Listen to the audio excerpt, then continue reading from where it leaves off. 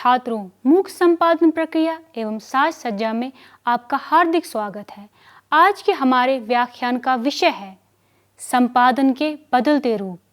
छात्रों, आइए सबसे पहले इस व्याख्यान के उद्देश्यों पर बात करते हैं। व्याख्यान का प्रथम उद्देश्य है पत्रकारिता के विषय में विस्तृत जानकारी प्राप्त करना। व्याख्यान का दूसरा उद्देश्य है पत्रकारिता के बदलते रूप से परिचित होना। व्याख्यान का अंतिम उद्देश्य समाचार पत्रों के उद्देश्य से अवगत होना है। छात्रों, आइए अब हम इस व्याख्यान की प्रस्तावना पर बात करते हैं। पत्रकारिता के क्षेत्र में परिवर्तन बहुत तेजी से हो रहा है। प्रसार भी बढ़ रहा है तो विज्ञापनों में भी वृद्धि हो रही है। समाचार पत्रों के संस्करण भी बढ़ रहे हैं तो समाचार पत्रों के विविध विभागों में कार्य करने वाले कर्मचारियों के वेतनों में भी वृद्धि हो रही है। 1980 के दशक में ठीक ठाक और बड़े अखबारों में भी उपसंपादकों को 1000 के करीब करीब वेतन मिलता था।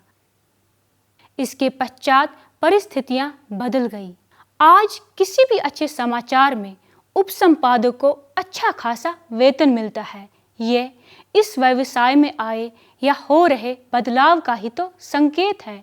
इतना ही नहीं, विस्तार के साथ साथ समाचार पत्रों में क्षेत्रीयता के आधार पर विविधता भी आई है।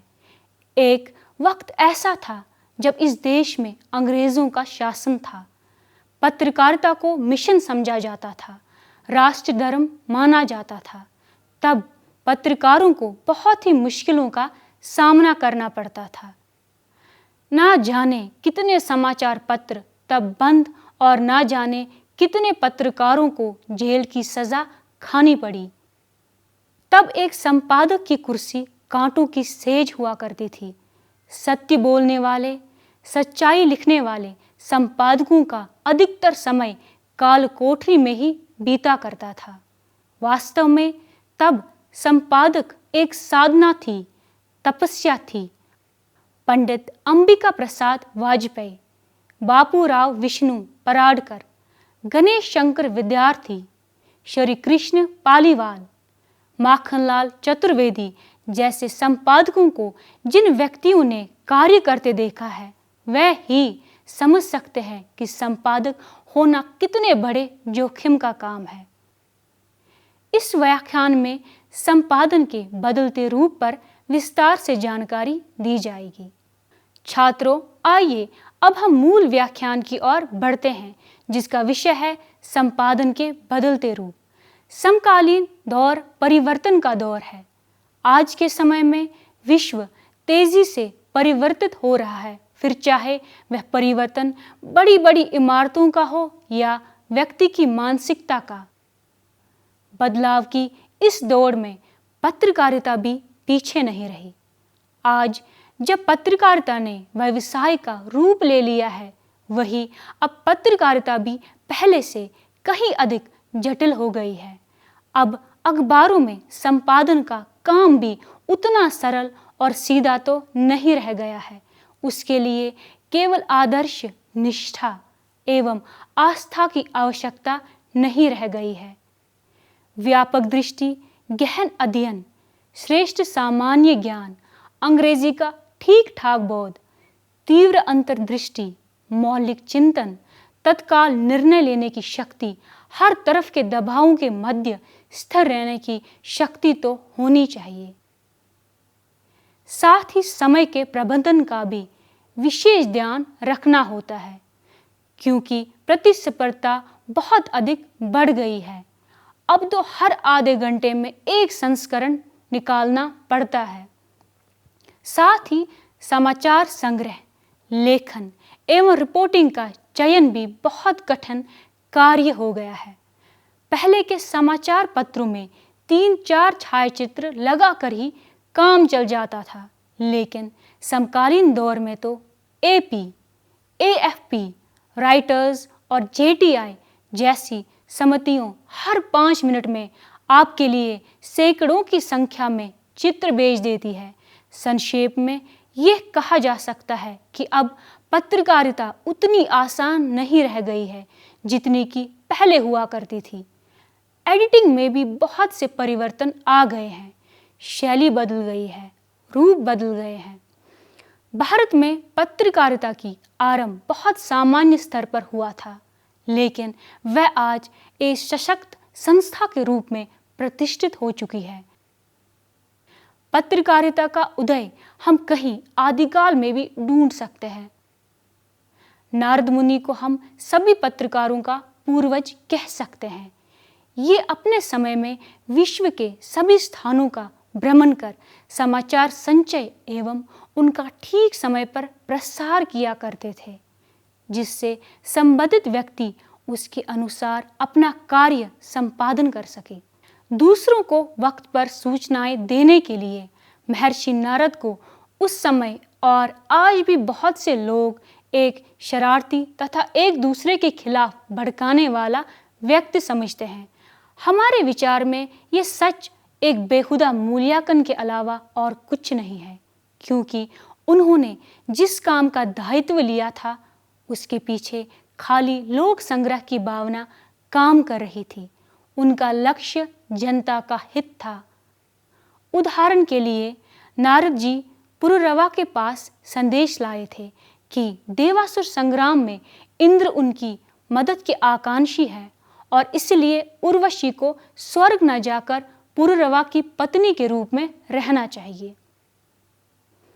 इसी तरह एक अन्य उदाहरण है कि महर्षि नारद हिमवान के पास ये खबर लाए थे कि पार्वती शंकर से शादी करेगी।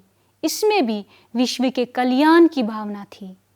नारद जी के विषय में पुरानी एवं नई धारणा कुछ भी क्यों ना हो, खुद श्री कृष्ण ने अर्जुन के सामने योग की व्याख्या करते हुए नारद को देवर्षि का स्थान दिया था।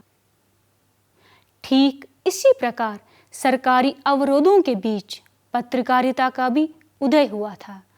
इंग्लैंड को संसदीय लोकतंत्र का जनक कहा जाता है, इसलिए यहाँ ये उदाहरण बिल्कुल सटीक होगा कि इंग्लैंड के इतिहास में ऐसे कई मौके आए हैं जब हाउस ऑफ कॉमन्स की रिपोर्टिंग के संबंध में पत्रकारों को कारावास भुगतना पड़ा है।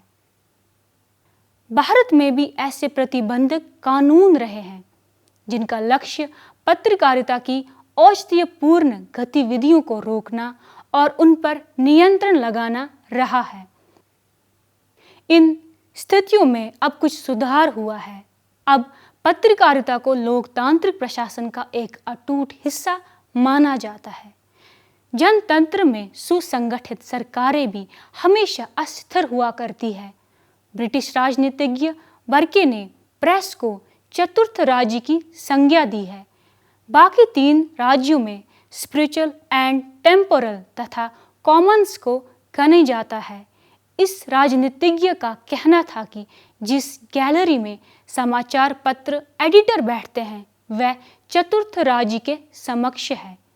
इस कथन से ये स्पष्ट हो जाता है कि एक प्रजातांत्रिक देश में प्रेस का महत्व संसद के बाद दूसरे स्थान पर आता है। असल में तो प्रेस को दिन रात चलने वाली संसद कहा गया है।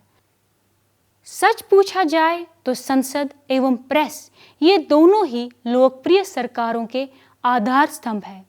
प्रेस के विषय में नेपोलियन का एक प्रसिद्ध कथन है। उनका कहना था कि कोट 4 विरोधी अखबारों का भय 1000 संगीनों के भय से बड़ा होता है, अनकोट।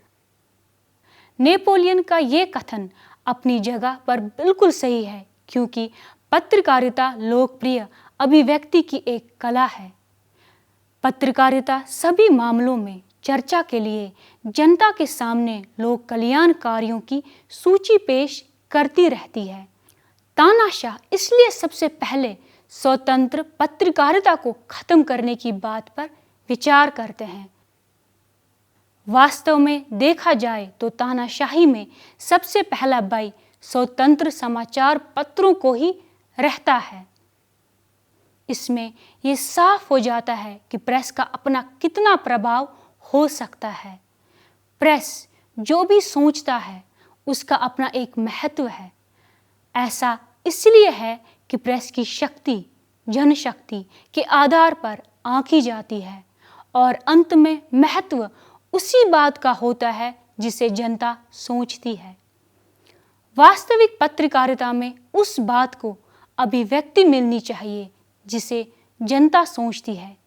इसी वजह से अभिव्यक्ति की स्वतंत्रता को जनता का मूल अधिकार माना गया है। भारत के संविधान में अन्य देशों की तरह प्रेस की स्वतंत्रता का विशेष रूप से उल्लेख नहीं किया गया है, लेकिन इसकी ओर किए गए संकेतों में ये स्पष्ट है कि इसे अभिव्यक्ति स्वतंत्रता का एक जरूरी अंग माना गया है।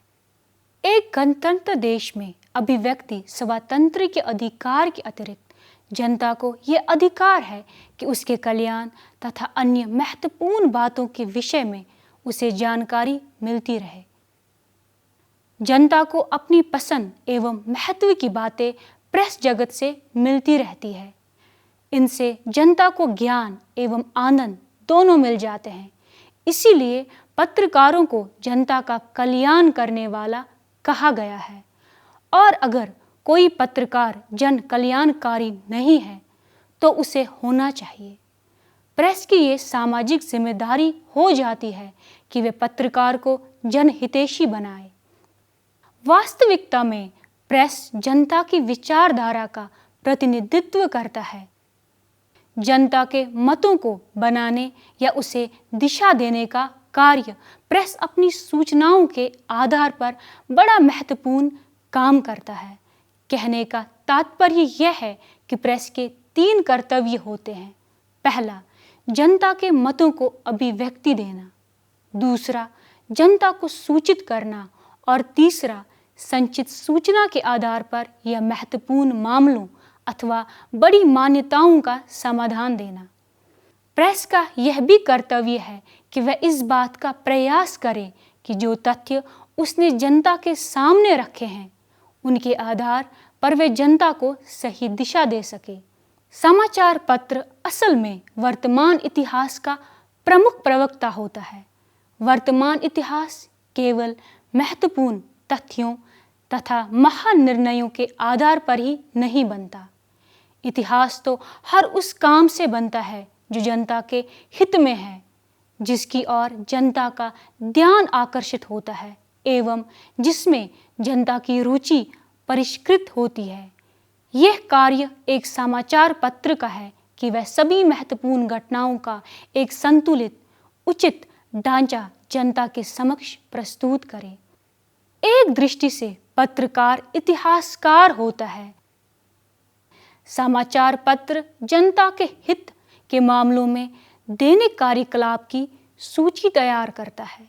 ये जनता के सामने ऐसे तथ्य और मामलों को प्रस्तुत करता है जो उसे उचित लगते हैं। हालांकि कई मामलों में ऐसा करने में मुश्किलें भी उत्पन्न हो जाती है, फिर भी समाचार पत्र ऐसा करते हैं।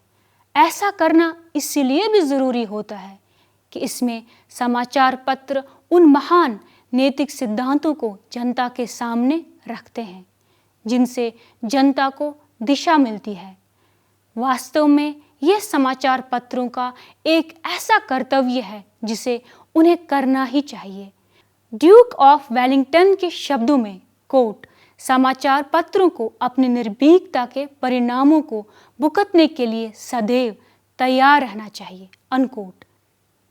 समाचार एवं दृष्टिकोण दोनों को प्रस्तुत करने में अखबार की अपनी एक अलग महत्ता होती है। इस तरह विभिन्न प्रकार के विचारों एवं विभिन्न समस्याओं का समाधान सुनकर समाचार पत्र हमारे रुचियों को परिष्कृत करते हैं। समाचार पत्र की शक्ति इस कथन से आंकी जा सकती है कि बिना समाचार पत्रों के दुनिया का अस्तित्व ही असंभव हो जाएगा। आप उस समय की कल्पना कीजिए जब बिना समाचार पत्र के भयंकर अफवाहें दुनिया में फैलेंगी और उनका कोई समाधान नहीं होगा। यही वजह है कि हर एक वस्तु स्थिति का सही चित्र देने के लिए समाचार पत्र का अपना महत्व होता है। वास्तव में देखा जाए तो किसी भी विनाश लीला का समाचार पत्र द्वारा दिया गया विवरण तत्संबंधी उड़ाई गई अफवाहों की तुलना में कम भयानक होता है। पत्र जगत राष्ट्रपति के कार्यालय या सर्वोच्च न्यायालय जैसे कोई इकाई नहीं है।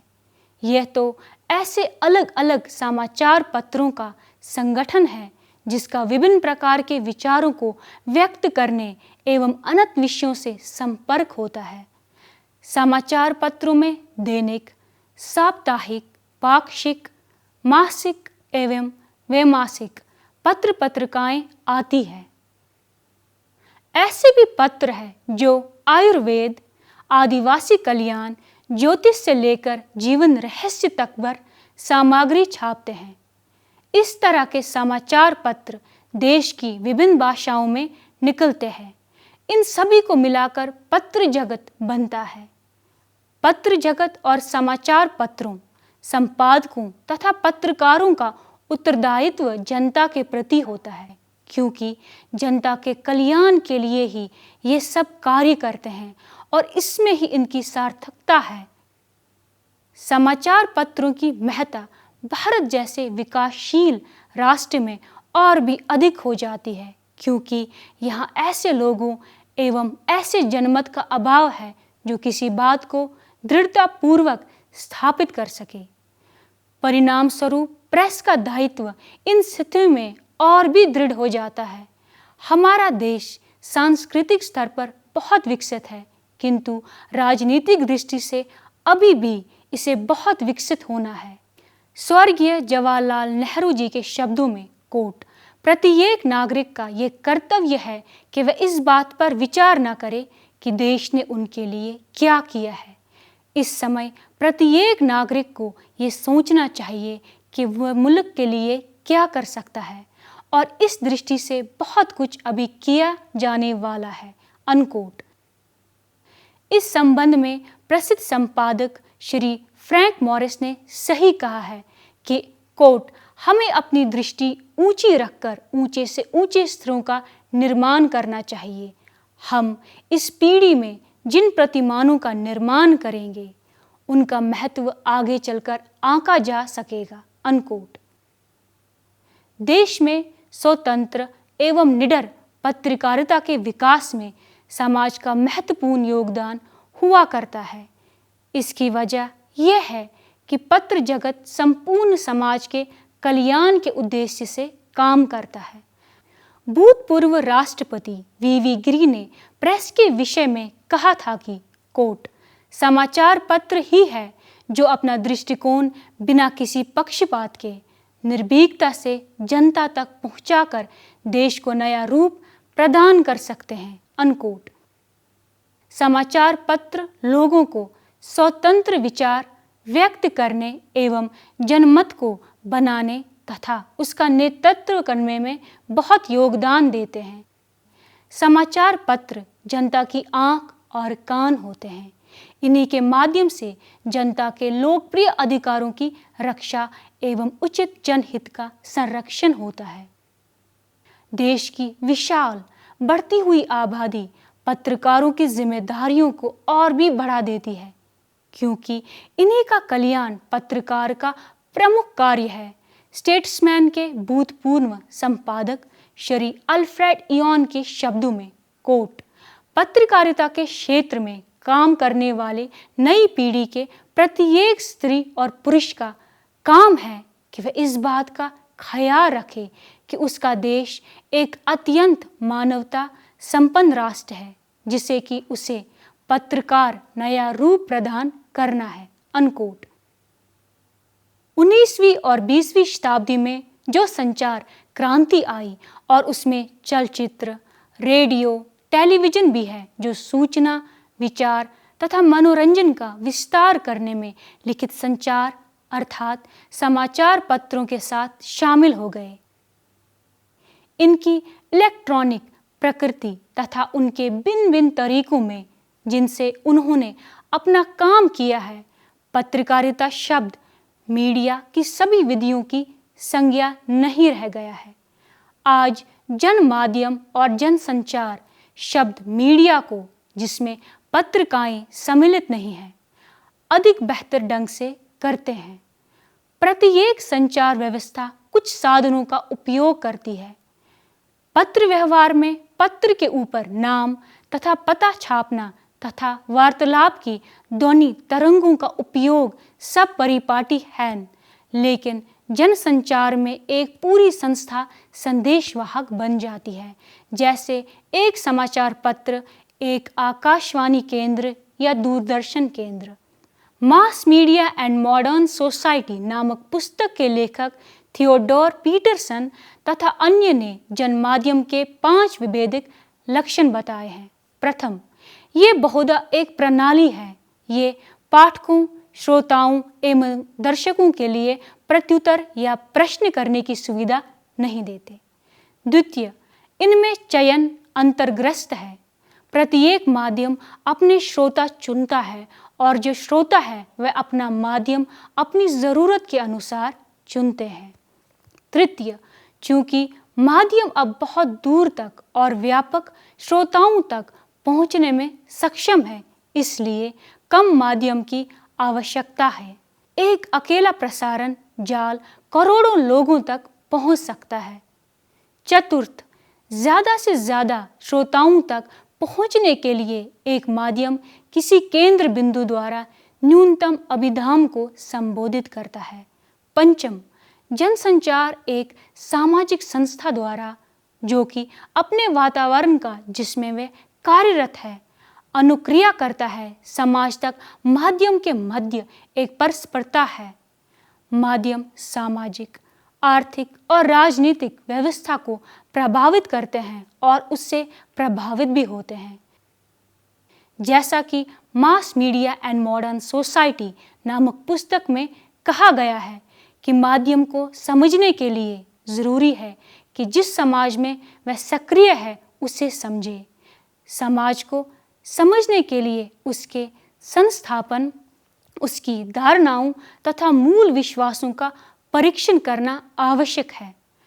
इन सब से ये स्पष्ट होता है कि इतिहास, आर्थिक व्यवस्था, सामाजिक व्यवस्था तथा दर्शन का ज्ञान माध्यम को अच्छी तरह से समझने के लिए आवश्यक है, और यह वह समझ है जो पत्रकारिता के उच्च स्थान अपने विद्यार्थियों को देने का प्रयास करते हैं।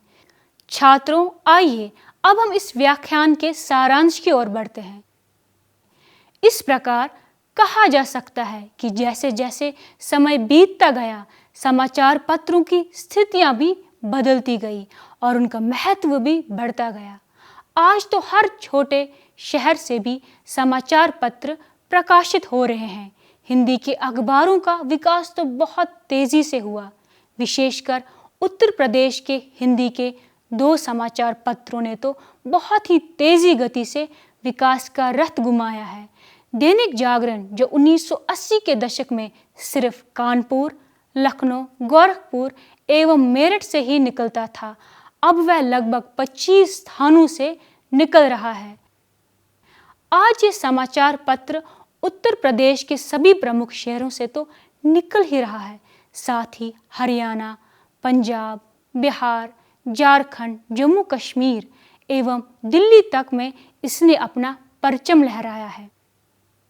दैनिक जागरण या अमर उजाला ही नहीं, हाल के वर्षों में हिंदी के एक समाचार पत्र दैनिक भास्कर ने भी बहुत तेज गति से तरक्की की है।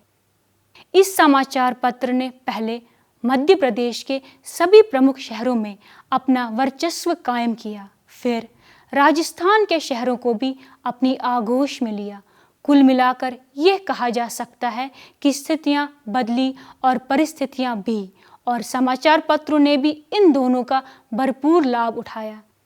संस्करण बढ़े, विज्ञापन बढ़े, जिससे समाचार पत्रों के मालिकों के धंधे बढ़े और साथ ही इसमें काम करने वालों की तनख्वाहें भी बढ़ी, यानी सबने उन्नति की। प्रिय छात्रों, यह था हमारा आज का व्याख्यान, जिसका विषय था संपादन के बदलते रूप। आशा करती हूँ कि आपको ये अच्छे से समझ आया होगा और आप लाभान्वित हुए होंगे। मिलते हैं अगले व्याख्यान में एक नए विषय के साथ। तब तक के लिए धन्यवाद।